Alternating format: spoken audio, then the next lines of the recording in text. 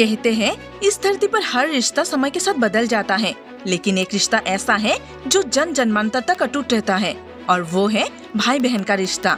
राखी हो या भाई दूज, ये सिर्फ त्योहार नहीं बल्कि भावनाओं का उत्सव है। नमस्ते दोस्तों, स्वागत है आपका आपके अपने YouTube चैनल पर।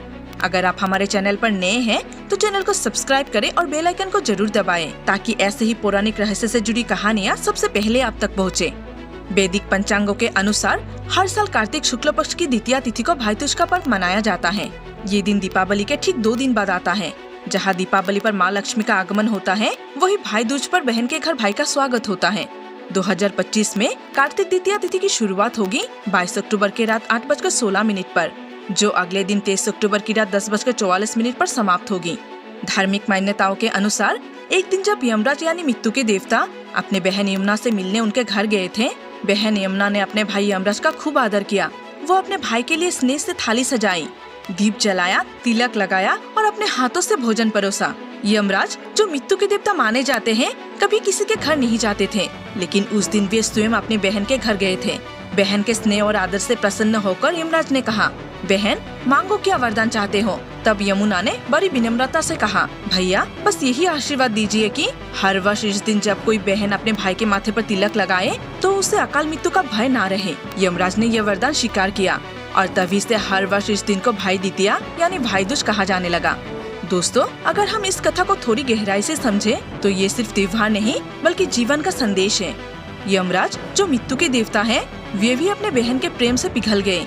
यमुना, जो एक पवित्र नदी है, वो सिर्फ जल नहीं बल्कि ममता की धारा है।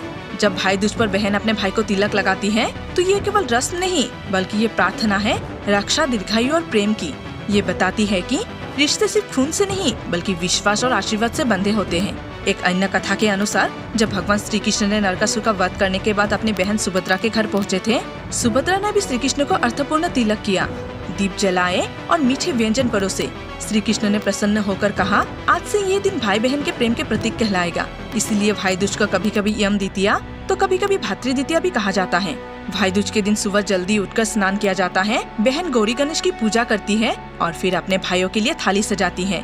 थाली में रखा जाता है दीपक, चावल, अक्षत, रोली, मिठाई और नारियल। उसके बाद भाई को तिलक लगाया जाता है। इस दिन भाई अपने बहन को उपहार देता है, जो प्रेम, कृतज्ञता और रक्षा का प्रतीक है। भाई दूज केवल एक सांस्कृतिक पर्व नहीं बल्कि आध्यात्मिक दृष्टि से भी अत्यंत महत्वपूर्ण है। इस दिन चंद्रमा, सूर्य और यम की योग में पवित्र ऊर्जा प्रवाहित होता है, इसलिए इस तिथि को मृत्यु पर विजय का दिन भी कहा जाता है।